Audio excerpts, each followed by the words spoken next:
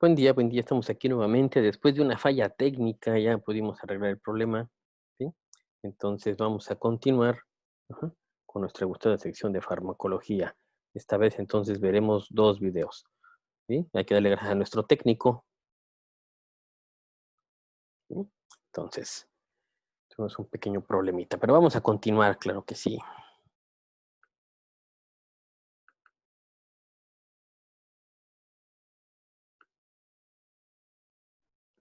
Entonces, después de este pequeño intermedio, continuamos. Entonces, la unión de un fármaco con su receptor, ¿sí? La fuerza que gobierna las interacciones entre los átomos y entre las moléculas con base a las interacciones entre los fármacos y sus receptores se describen de dos tipos: fuerzas intermoleculares e intramoleculares, ¿no? Entre las moléculas, ajá, y dentro de la molécula. Hay que explicar aquí. Yo siempre he dicho que hay que utilizar los términos adecuadamente. En esta parte de aquí de cómo se relaciona un átomo con otro se le llama fuerza. En física, fuerza es igual a masa por aceleración, pero en química la fuerza es aquello que hace que un átomo, ¿sí?, se atraiga. Entonces, esas tenemos dos tipos, vamos a verlas. Hay que recordarlas para poder entender cómo es esa relación de un fármaco, ¿sí?, con su receptor. Bueno, vamos a empezar por las de abajo, las más fáciles. Las intramoleculares. Que las intramoleculares son los enlaces que hemos visto desde la secundaria, ¿sí? El iónico salino, el metálico y el covalente. Acuérdense, ¿sí? Entre metal y metal, entre no metal y no metal, y entre no metal y metal. Dentro del no metal y metal tenemos el polar y el no polar, ¿sí? Hay que empezar a recordar todas esas palabras de química, hay que empezar a recordar todas esas palabras, ujú, que vimos en bioquímica para poder entender cómo una molécula, ¿sí?, puede tener una polaridad. Una polaridad es cuánto tiempo, ajá, o qué átomo es más grande para que aparentemente tenga mayor cantidad de electrones, y esos electrones le van a configurar una carga eléctrica negativa, ¿sí? Entonces hay que recordar agua y pH, hay que recordar que es un enlace covalente y por qué es polar y no polar, y de ahí tener en cuenta todas las demás. Ujú. Mientras que entre las fuerzas entre moléculas, ¿sí?, tenemos a las grandes fuerzas de Van der Waals, las cuales están divididas de la siguiente forma. Bueno, las de orientación, las de dipolo permanente, son las puentes de hidrógeno o llamadas fuerzas de Kelson, que es lo mismo. Por eso todo lo pongo aquí, ¿sí? Este cuadro ya está súper resumido para que no anden divagando entre cuál es cuál. Todo está aquí juntito, ¿sí? ¿Quién tiene o qué moléculas hacen interacciones de tipo fuerza de Van der Waals, perdón, puentes de hidrógeno? El DNA, ¿sí? Y alguna relación entre proteína y proteína, ¿sí? O el DNA y las proteínas polimerasas, ¿sí?, que se acercan para leer y duplicar al DNA. Otro tipo de fuerzas de Van der Waals son las de dispersión o llamadas dipolo disperso, dipolo instantáneo o también llamadas fuerzas de London, ¿sí? Ahí las vemos en los gases. Ujú. Los vamos a ver en los gases. Y de los gases, bueno, pues encontramos al CO2 y al oxígeno, que son los que de nuestro interés, ¿sí? Las fuerzas de dispersión, acuérdense, el gas, el oxígeno son dos moléculas de oxígeno, una broma, la molécula de oxígeno son dos átomos de oxígeno, ¿no? Entonces, los átomos están girando alrededor de ellos dos, ¿no?, porque tienen un enlace. Bueno, esos electrones se van a ver exactamente así, como que de repente hay más de un lado que de otro, ¿no? Porque todo va a depender de cómo estén girando. Bueno, esos se les llaman fuerzas de London, porque gracias a esas pequeñas variaciones entre las nubes electrónicas, hace que el otro que esté al lado, así que de repente sea como que positivo y negativo a la vez, aunque recordemos que ese tipo de moléculas son neutras, ¿sí? No necesitan más, no necesitan carga, no tienen en sí, no tienen carga. Pero esas nubes electrónicas, ujú, al moverse un poquito, dan una pequeña apariencia de polaridad.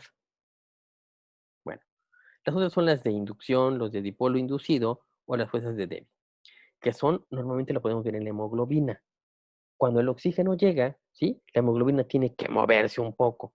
Cuando el oxígeno se va y llega el CO2, se tiene que volver a mover un poco, ¿sí? Entonces, esos cambios configuracionales, que son inducidos cuando llega el oxígeno o cuando se va el oxígeno y llega el CO2, ¿sí? Esos cambios son inducidos. Entonces, por eso podemos encontrarlas en estos ejemplos,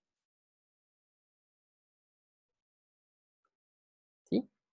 Eh, en la plataforma les voy a dejar, ¿sí?, esta dirección para que puedan ver unas animaciones y un pequeño texto, ajá, sobre las fuerzas intermoleculares e intramoleculares.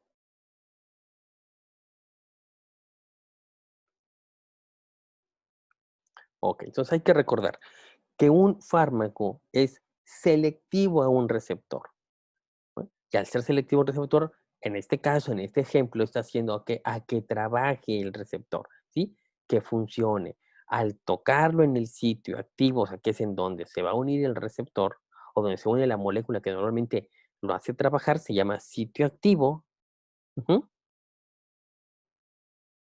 Aquí lo tenemos, ¿sí? Al tocarlo al sitio activo hace un cambio configuracional, ¿sí? Al tocarlo hace un cambio configuracional, permitiendo que ese movimiento de esa proteína, ajá, permite el paso de alguna sustancia. En este caso en particular que estamos viendo aquí.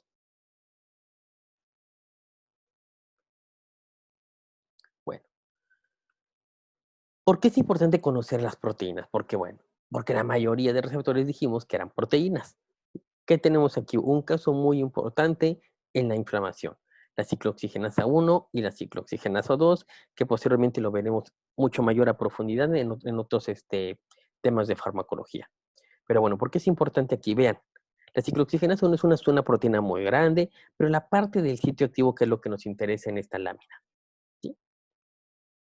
Tiene un canal hidrofóbico. Bueno, toda la proteína está por acá. Y acá póngale chinitos a la proteína. Este es el sitio activo. La ciclooxigenasa 1, vean, ¿sí? Es recta. Ujú. Hay un ligero cambio de aminoácidos que va a permitir que se cambie su configuración. Ujú. Al cambiar esa configuración de la proteína, se forma algo que se llama bolsillo lateral, ¿sí? ¿Para qué sirve ese bolsillo lateral? Bueno, por lo menos en farmacología nos sirve, ajá, para que los medicamentos, los analgésicos antiinflamatorios no esteroideos, sean más selectivos a esta proteína. ¿Por qué? Gracias a ese cambio de aminoácidos que tiene, ujú, hace que se forme este bolsillo y que los fármacos puedan bloquear en esta parte y impidan, ajá, que el ácido araquidónico sea transformado para promover la inflamación, ¿sí? Este es un tema que veremos en una clase particular. Pero en este caso lo que me interesa es que entiendan que esas proteínas con ligeros cambios puede hacer que un fármaco sea más selectivo que otro. En este caso, la mayoría de fármacos son más selectivos a ciclooxigenasa 2 gracias a esta pequeña área que permite que ahí se incruste el medicamento para bloquear el sitio activo y disminuir la promoción de la inflamación.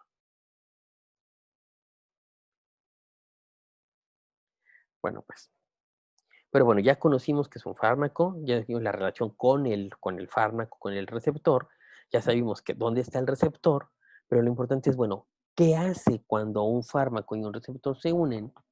¿Qué es lo que hacen? ¿Qué es lo que pasa? Bueno, los mecanismos que pueden llegar a pasar son mecanismos directos, o sea, que hay una apertura de canales iónicos, llaman inotrópicos. Pueden ser positivos o negativos, ¿no? Que ayude a que pasen más o que ayude a que no pasen los iones. Entonces, es un mecanismo directo. Un mecanismo de transducción. Un mecanismo de transducción es normalmente de tipo metabólico, o sea, no es un canal que solamente va a abrir para que pasen sustancias, sino que un mecanismo metabólico es cuando se echa a andar o se bloquea una vía de señalización. Vamos a ver más adelantito que es una vía de señalización para que vean el panorama de lo que quiero explicar. Sí, hay algunas enzimas que se activan o se inhiben, ¿sí? Una proteína simplemente que funciona normalmente, pues bueno, ¿sí? Llega el fármaco y, pues, bueno, ya no puedes, ¿sí?, hacerla funcionar porque, pues, ya tapó el área donde funcionaba, ¿no? Entonces, ahí está, se inhibió. O de activación, ¿no? Que por este lado haga que funcione mucho más rápido. Entonces, otro, en la transcripción del DNA, ya hace rato habíamos dicho, ¿no?, que hay proteínas que hacen a que el DNA, ajá, ¿sí?, haga su duplicación. Bueno, entonces, hay fármacos que pueden llegar a esas proteínas, ¿sí?, y hacer a que funcionen más lento, a que no funcionen, o a que funcionen más rápido. Entonces, tienen un control sobre la transcripción del ADN. Bueno, receptores. Hay muchas formas de clasificarlos, hay formas de tener familias, hay muchas, muchas formas de clasificar, ¿no? Es como decir, tenemos una caja de colores, ¿cómo lo quieres clasificar? Por tamaño, por colores, por rango de espectro, o sea, hay muchas formas. Hay muchos autores que los clasifican de determinada manera, pero vamos a ver aquí los más importantes para la farmacología. Bueno, tenemos aquí receptores nucleares, ¿no? Los que están en el núcleo. Vean, tenemos receptores clásicos, receptores huérfanos.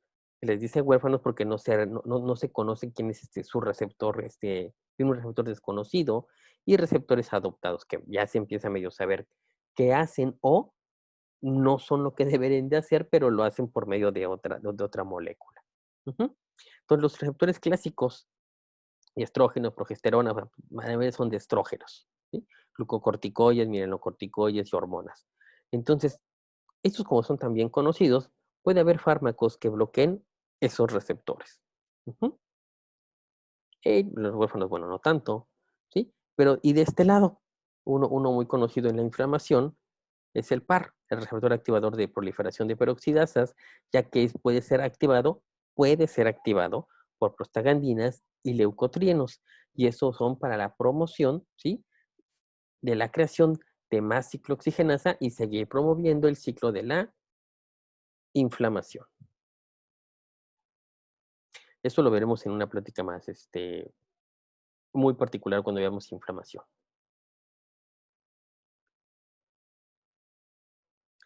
Tenemos receptores directamente acoplados a canales iónicos. Ok. La acción del fármaco con el receptor va a producir una acción directa de abrir o cerrar dicho canal, ¿sí? Con su concomitante efecto, ¿sí?, en los cambios de potencial de membrana. Entonces, como ya lo habíamos comentado, tenemos un canal iónico, ¿no? Tenemos nuestra membrana y tenemos algunas proteínas que forman un canal. Ok.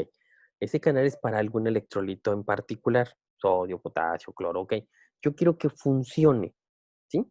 O no quiero que funcione. Entonces, creo un medicamento que va a llegar a una de esas proteínas, ¿sí?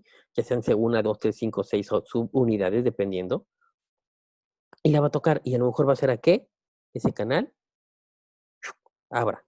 Por lo consiguiente, puede haber paso, ¿sí?, de electrolitos, dependiendo qué es lo que haga, ¿no? De adentro hacia afuera, de afuera hacia adentro, y dependiendo qué electrolito es el que yo quiero que funcione.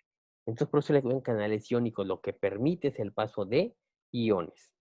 Bueno, ese paso de iones va a hacer a que desemboque en una cadena de reacciones químicas. ¿Por qué? Al cambiar el potencial de acción del interior de la célula, va a echar a andar a otras proteínas a trabajar, ujú, que normalmente no funcionarían, ¿sí?, en el potencial de membrana en el que están, ¿sí? Entonces, al abrir el canal, hay un cambio de potencial, ese cambio de potencial hace un cambio de gradiente, ese cambio de gradiente hace que otras proteínas funcionen.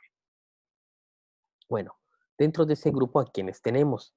Tenemos al receptor nicotínico, ¿sí? A los GABA tipo A, al de el ácido glutámico, al de glicina, el glutamato y al aspartato. Cada uno hace alguna función en particular que no las vamos a ver aquí, ¿sí? Esas ya se verían en forma muy, muy, muy particular posteriormente. Pero simplemente para que vean que los fármacos lo que están haciendo es ayudar a abrir esos canales iónicos.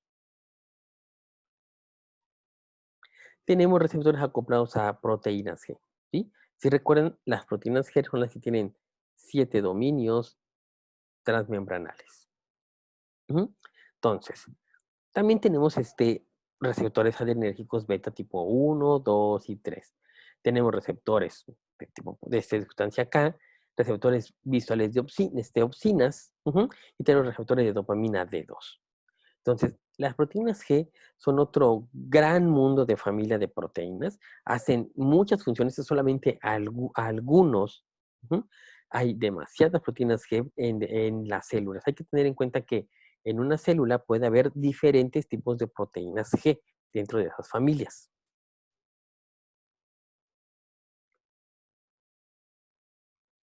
Bueno, tenemos receptores acoplados a proteína G, ¿sí? O sea, aparte de la proteína G, hay un receptor que está acoplado. Bueno, ese receptor o esa proteína, qué puede y no bien en dónde está, ¿sí? Tenemos a los neurotransmisores, ¿eh? Llega un neurotransmisor, la toca y bueno, ¿quién es su ligando o quién hace que lo libere? Adrenalina, noradrenalina, dopamina, histamina, acetilcolina, ¿sí? Cosas que vamos a ir viendo mucho más adelante, muy en casos muy particulares de cómo funciona cada receptor, ¿sí? Tenemos las taquicinas, hay para otros péptidos, hay para hormonas para tipo glicoproteínas hormonales, ujú, y para otros, sustancias odoríferas. Ajá. Vean, una sustancia odorífera, entonces tenemos una sustancia, donde tenemos un receptor acoplado a proteína G para sustancias odoríferas en la nariz, ¿sí? Entonces, los olores, hay que recordar que los olores son moléculas, ¿sí? Son pedacitos de moléculas que están en el aire, ¿sí? Que entran en nuestra nariz y que tocan a un receptor específico. En este caso, este receptor específico es una proteína acoplada a una proteína G, ¿sí? Tenemos el olor a café. La molécula que va a entrar, ¿sí? A la nariz y que va a tocar esa proteína G va a mandarnos un mensaje. Y como reconozco la estructura de la molécula que, ¿sí? Echó a andar a la proteína G, en mi cabeza tiene una memoria de que esa molécula tiene un aroma a café. Y así exactamente con todos los demás aromas. Lo que reconoce nuestra nariz, ajá, que está acoplada a receptores de proteínas G, son estructuras moleculares, diferentes estructuras moleculares. Y las ha clasificado por chorro mil millones de años, ¿sí? Y esa clasificación hace a que ese tipo de moléculas tenga un olor determinado. Ujú, igual que las de nuestra lengua. Saborizantes, endotelinas, factores de activación plaquetaria, los cannabinoides, la interleucina 8, todas estas moléculas, tocan a un receptor, que en este caso es un tipo proteína G, y la va a hacer funcionar.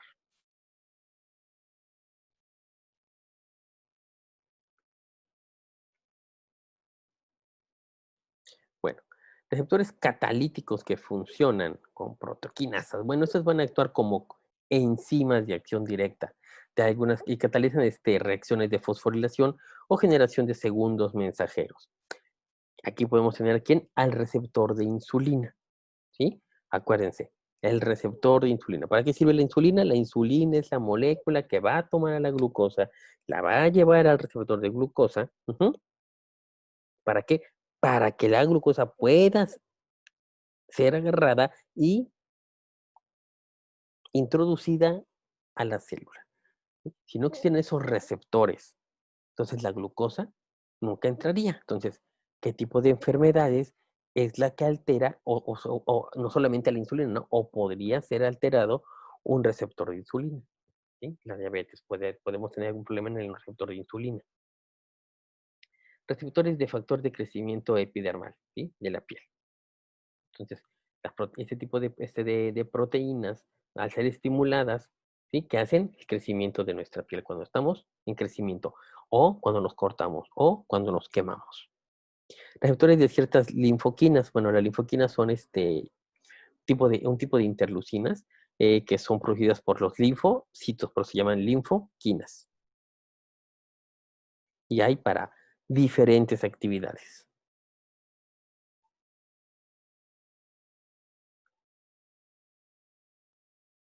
Entonces, Tenemos receptores que regulan la transcripción del ADN, lo que habíamos dicho hace poco, ¿no? Son proteínas que van a regular, ¿sí? La transcripción del ADN, o sea, que van a modificar, pueden modificar la parte del transcriptoma.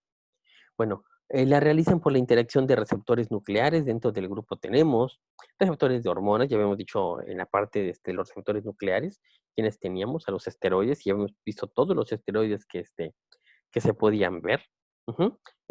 Receptores para hormonas tiroideas, receptores para vitaminas D y receptores para retinoides, que son así más o menos las mismas que habíamos visto anteriormente.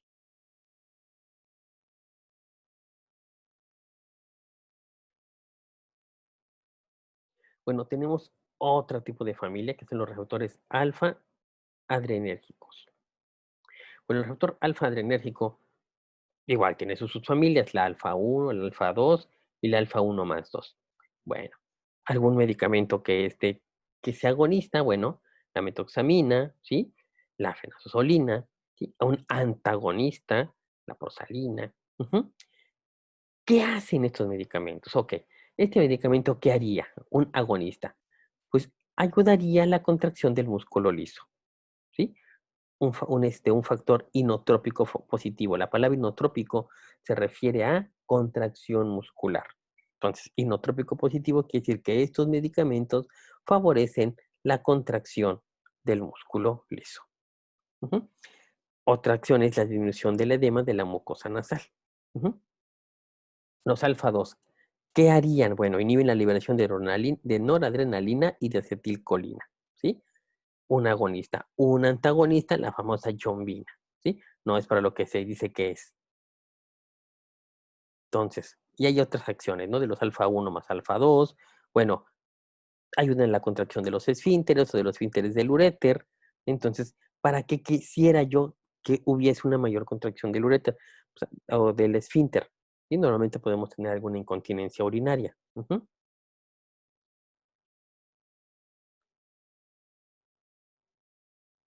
Tenemos otra familia que es los receptores beta adrenérgicos, ¿sí? Tenemos los beta 1, los beta 2, los beta 1 más 2. Tenemos como agonista la dobutamina. Si nosotros usáramos este medicamento y tuviéramos una dosis suficiente para bloquear, ¿sí? Un número adecuado de receptores, ¿qué es lo que haría? Bueno, haría un inotropismo positivo, un cronotropismo positivo, un bromotropismo positivo y un batmotropismo positivo, que no es de Batman, ¿sí? ¿Estos qué son? El inotrópico, acuérdense, los inotrópicos se refieren a contracción, ¿sí? Los cronotrópicos se refieren a tiempo, o sea, al automatismo. Estamos hablando de músculo cardíaco en este caso, ¿sí? El bromotrópico se refiere a la parte de la contractibilidad. Ujú. Digo, a la parte de la conductibilidad. Y el mamotrópico se refiere a la parte de la excitabilidad. Ujú. Entonces, este tipo de medicamentos hacen a que el músculo funcione de una mejor manera. Bueno, en otro caso, ¿no? Tenemos al salbutamol. Ujú. ¿Qué hace el salbutamol? En este caso estamos hablando de músculo liso, pero estamos hablando a nivel bronquial, ¿no? ¿Sí? Hay una vasodilatación muscular, ¿sí? Acuérdense que en el asma lo que hace es una vasoconstricción, ¿sí? Se cierra el músculo, por lo consiguiente se va a cerrar el espacio. Bueno, lo que hace el butamol es una vasodilatación, ¿sí? Muscular, o sea, que se relaje, pues, que al dilatarse, bueno, se abre y puede respirar la persona de mejor manera. Una broncodilatación, y ciertas relajaciones, ¿sí? ¿Para qué? Para que la persona pueda respirar de una mejor manera.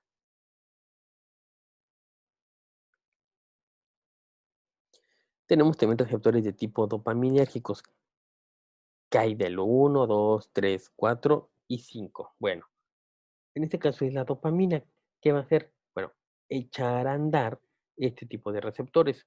Esto lo vamos a ver en neurología. Cuando lleguemos a neurología, vamos a ver qué es un receptor dopaminérgico y cuáles son sus funciones generales. Ujú. Pero simplemente lo que queremos decir aquí es que esta molécula lo que va a hacer es, ¿sí?, hacer a que funcionen, ¿sí?, los receptores de dopamina, antagonistas.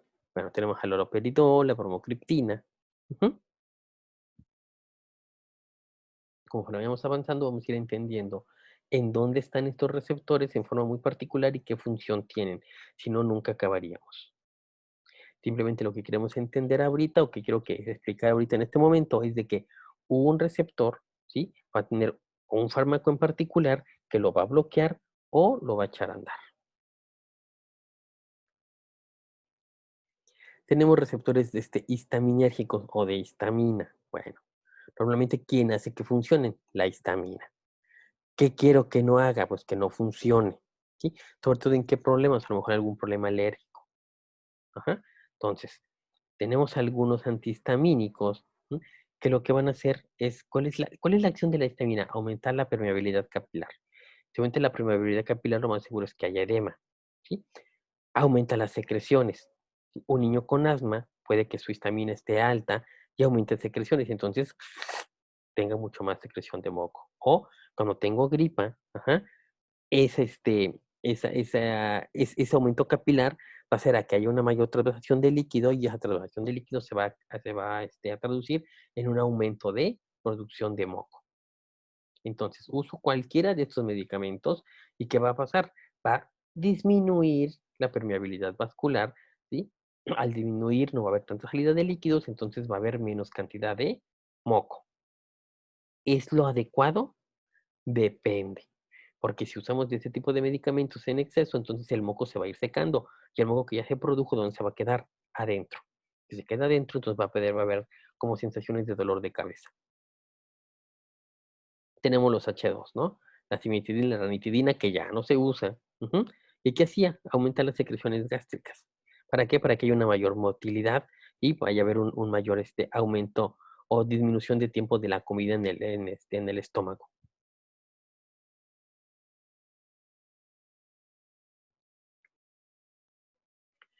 Bueno, receptores nicotínicos. Estructuralmente se encuentran en la familia de los receptores iónicos, ¿sí? Pero, porque es importante, separarlos un poquito. Cuando la acetilcolina se liga a los receptores nicotínicos, estos sufren un cambio en su estructura que permite el ingreso de iones sodio, llevando a la despolarización de una célula efectora. O sea, aquí esta parte es muy clara, como cuando la acetilcolina toca a un receptor de tipo nicotínico, ajá, va a permitir que ingrese sodio. Ahora, ¿por qué se le llama receptor nicotínico? Porque la nicotina, o sea, es esa sustancia que no es normal en nuestro cuerpo, ¿sí? Tiene una estructura similar a la acetilcolina o, aunque no sea similar a veces, toca en los aminoácidos que debe de tocar en el sitio activo para poder echar a andar nuestro receptor, ¿sí? Normalmente un sitio activo, un fármaco, ¿sí? Va a llegar a un receptor. Bueno, ¿cómo se va a unir? Se tiene que unir por lo menos entre 3 y 5 aminoácidos específicos para que nuestro receptor pueda funcionar, ¿sí? Entonces, un sitio activo normalmente tiene entre 3 y 5 aminoácidos que son los especialmente puestos en ese lugar para que funcione. Entonces, las sustancias deben de tocar esos de 3 a 5 para que nuestro receptor funcione. En este caso, la nicotina toca esos receptores, ya sea que hay una estimulación. Como va a ser sobreestimulado y sobreestimulado y sobreestimulado, entonces vamos a caer en una tipo de adicción, más bien en una adicción. Bueno, los receptores nicotínicos pueden ser divididos de la siguiente manera. Los N1, ¿sí? O NM, y los N2 o NN. ¿Por qué se llaman N? Porque están en la unión neuromuscular. Ujú, neuromuscular. Y los NN normalmente nos encontramos en el sistema nervioso. Entonces encontramos en ganglios autónomos, sistema nervioso central y médula adrenal. Y esa es la diferencia. Neuromuscular, N de nervioso. Músculo, nervio. Los muscarínicos, bueno, los receptores muscarínicos tienen la capacidad de ligar tanto acetilcolina como muscarina. La muscarina igual es un compuesto de una planta que se dieron cuenta de que hacía la misma función que la acetilcolina y su estructura química es similar. Bueno, son alcaloides que se encuentran presentes en algunos hongos venenosos. La transmisión colinérgica mediada por la acetilcolina tiene lugar principal en los ganglios autónomos. Ujú. ¿De dónde? Del parasimpático y del sistema nervioso autónomo. Entonces, ¿qué pasa si sobreestimulamos con algún hongo que nos hayamos comido por error, ¿no? O antes se dieron cuenta, ¿no? Antes cuando en las Europas se iban a pescar hongos o a buscar hongos para comer, se dieron cuenta que había unos hongos que les causaban daño, ¿sí? Entonces se dieron cuenta que esos hongos, ¿sí?, excitaban demasiado el sistema parasimpático. Entonces no era bueno tampoco. Bueno, eh, algo muy importante es la traducción de señales. Ok, ya tenemos nuestro fármaco, ya tenemos nuestro receptor, ya entendimos cómo se une, ya entendimos a cuántos aminoácidos se medio une y por qué método se une, ¿sí? Por puentes de hidrógeno normalmente, canales iónicos, entonces ahí está, ¿no? Ya se está medio uniendo. Bueno, ya que está medio unido, ¿sí? Porque puede ser movido, bueno, ¿qué va a pasar? Va a echar a andar a nuestro receptor. Pero ¿a qué nos referimos con echar a andar? ¿Qué quiere decir eso de que trabaje nuestro receptor? Bueno, nuestro receptor debe unirse a un ligando apropiado, número uno. Propagar su señal reguladora, ¿sí?, en la célula blanco. Ya llegó y se tocó. ¿Y de qué sirve que lo haya tocado, no? Si es como unir 2 moléculas de agua, ¿de qué va a servir, no? O poner, agua con sal, ¿de qué nos va a servir? Ujú. O poner el medicamento y que lo toque, okey, ya lo tocó y, o sea, ¿cuál es la función? ¿Sí? Propagar la señal, que lo que hace el receptor sea propagada, vamos a ver ahorita eso. Los efectos reguladores de un receptor pueden ejercerse en forma directa de sus objetos celulares, es decir, una proteína, ¿sí?, una proteína efectora, o pueden ser transmitidos a blancos celulares por moléculas intermediarias, que son traductores como proteínas G, y finalmente con un objeto biológico a través de un segundo mensajero. Entonces, ¿qué es lo que queremos en pocas palabras? Que este medicamento haga que funcione. ¿Y qué es lo que hace que se funcione? Es un paso de señales de una a otra para realizar alguna función específica.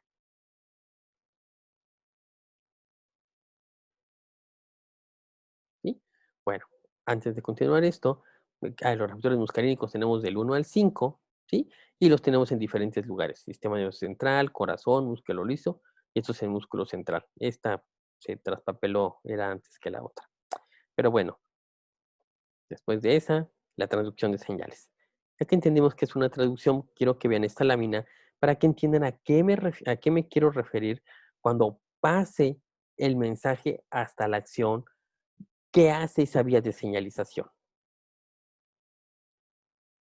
¿Sí? Entonces, traducción de señales es emplear los sistemas efectores dentro del citoplasma que activen o repriman ciertos procesos que son base de la respuesta celular. ¿Sí? Eso es lo que quiero que haga mi fármaco. Que excite a mi receptor. Que el receptor haga lo que tiene que hacer o que no haga lo que tiene que hacer. ¿A qué se refiere esta frase? ¿Sí? A esto. Ujú. Vean, tenemos diferentes tipos de receptores, ¿no? Tipos de canales, ajá, otro tipo de canal, ¿sí? Una proteína G, ¿sí? Okey, otro tipo de canal, bueno, eso es lo que pasaría normalmente. Alguna de estas moléculas, ajá, hace que funcione uno de esos canales, ¿sí? Factores de crecimiento. Bueno, llega el factor de crecimiento aquí y va a hacer a que funcione este receptor. ¿Qué es eso? Que este receptor separe una parte de su proteína para que le avisa a este le avisa a este le avisa a este a este, estos lleguen al núcleo, ajá, haya una regulación de un gen, ¿sí? Esto sería una vía metabotrópica, y una vía metabotrópica normalmente culmina, ¿en qué? ¿Sí? En regulación genética, o sea, en la creación de una proteína nueva. Entonces, vean, casi la mayoría de todos estos, ¿sí?, por una o por otra, ajá, son metabotrópicos, ¿sí? Entonces, todos funcionan para que haya una regulación, ¿sí? En este caso hay proliferación celular, a lo mejor que se duplique, porque es un factor de crecimiento, ajá, y funcione. Entonces se va a duplicar la célula o aumente de volumen, dependiendo que lo que que lo que sea. Si nosotros tuviéramos un medicamento que por causas de algún tipo, nuestros factores de crecimiento no funcionaran, este medicamento haría la misma función que este. Lo tocaría, lo estimularía y haría que creciera, ¿sí? Pero si queremos un medicamento que evite, por decirlo así, esta estimulación, entonces, este llegaría aquí, ¿sí? Sería afín y lo bloquearía. Y al bloquearlo, no haría nada de la vía de la señalización. Por lo siguiente, nadie le avisaría a todas estas que hay que regular a los genes para que haya proliferación celular, ¿sí? Entonces, creo que con este ejemplo trato de ejemplificar qué es lo que hacen los medicamentos. Bloquean, ¿sí? O activan señales normales. Aquí no tenemos ninguno de canales, pero supongamos, ¿sí? Que este medicamento o esta molécula tocara aquí para abrir el canal y pudieran entrar moléculas de sodio, de potasio, o al tocarlo salieran moléculas de sodio, de potasio. Ujú.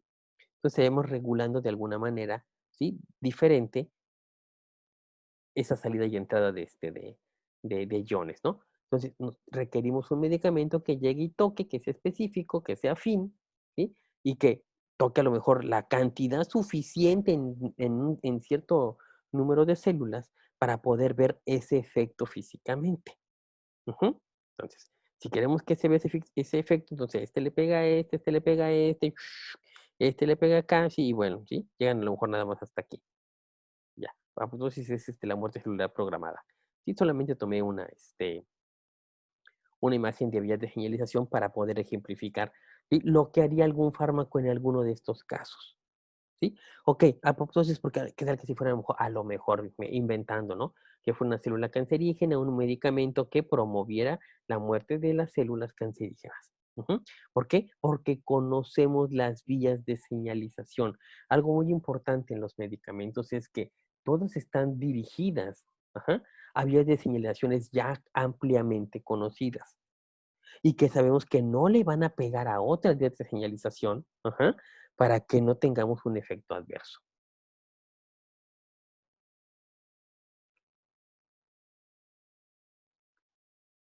Bueno, entonces, hay diferentes tipos de interacciones del fármaco con el receptor, como hemos visto, dependiendo qué célula sea, qué tejido sea, qué órgano sea, ¿sí? Nos va a dar un efecto, o sea, sea positivo o sea, sea negativo. O sea, para que yo vea un efecto físico o para que no vea ese efecto físico.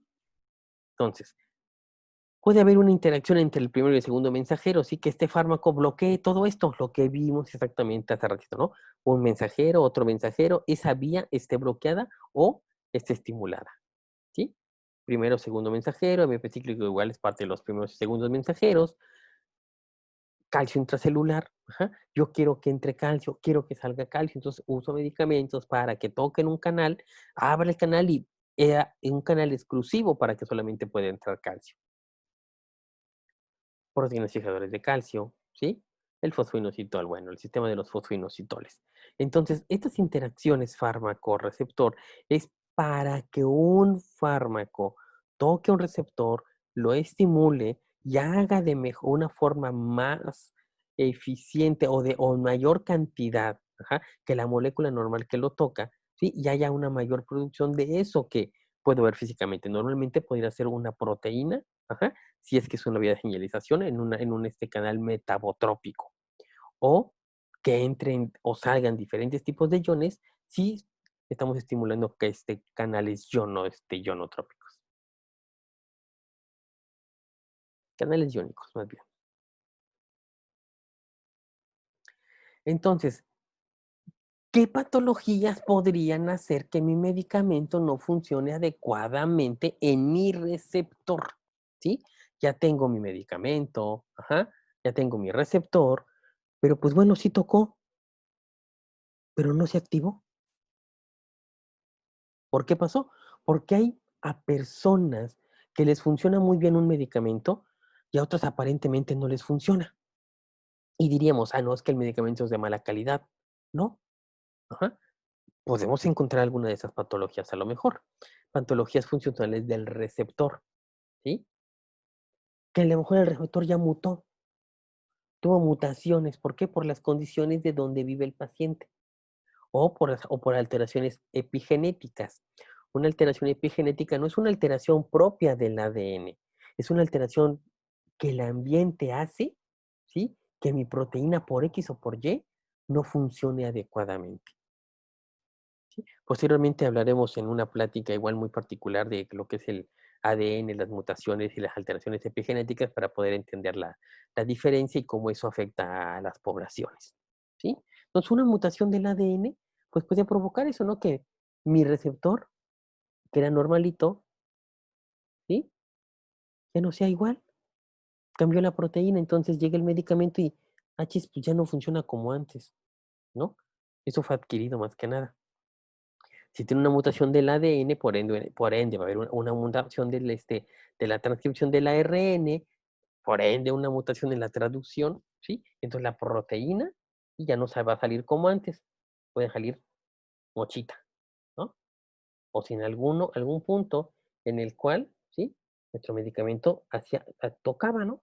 A lo mejor hubo una mutación en el ADN en donde codificaba para uno de los 5 aminoácidos del sitio activo. Por lo consiguiente, pues ya no va a funcionar esas proteínas, ¿no? Ya sea por un factor de mutación o por un factor epigenético. Bueno, ¿qué otra patología podemos encontrar? Drogas de estructura química semejante producen efectos semejantes. Supongamos, ¿no? Los analgésicos antiinflamatorios, bueno, las penicilinas. Los diferentes tipos de penicilinas, sean sintéticas, semisintéticas, sintéticas o naturales, todas tienen más o menos la misma estructura.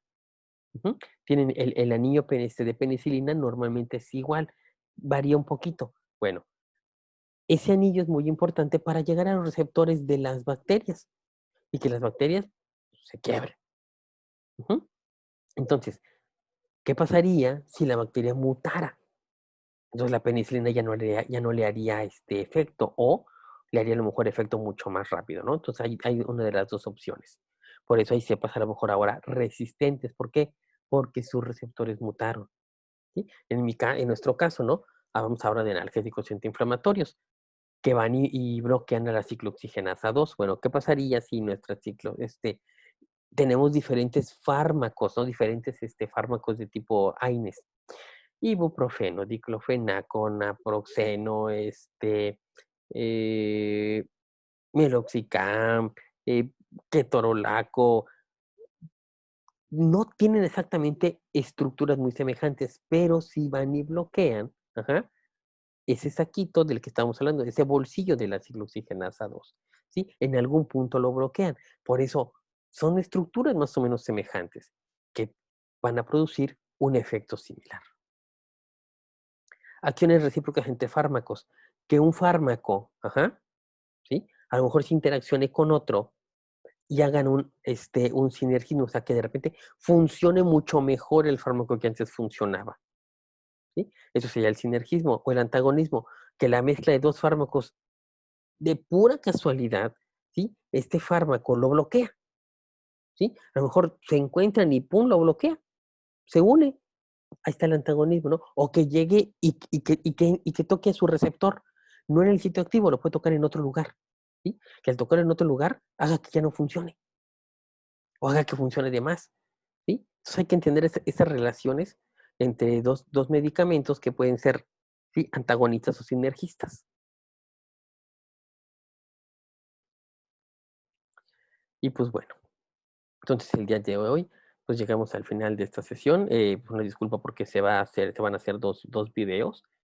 A lo mejor no se hace tan aburrido, pero bueno, tuvimos un detalle técnico. Ujú. Entonces, pues muchas gracias. Esperamos sus comentarios. Y va a haber sesiones de preguntas y respuestas los sábados y los domingos para los grupos de sábado y domingo. Voy a dejar en la plataforma el día y la hora, ajá, los días y la hora en las cuales se van a hacer las sesiones en vivo. Entonces, para que ahora sí pues, esté pendiente, suscríbase, aunque aunque parece yo youtuber, suscríbase al canal para que se le avise y si no, no se suscriba, pero ponga ese pendiente de los horarios que hay para poder pasar lista y que todos estén presentes, ¿no? Entonces, pues muchas gracias, ¿sí? Y hasta luego. Y pues como diría el doctor Emmett Brown, pues nos vemos en el futuro. Dejen sus comentarios, dejen sus preguntas, si es que tienen preguntas, ya sean en la plataforma o aquí en la plataforma del canal. Pues bueno, muchas gracias. Estamos en contacto.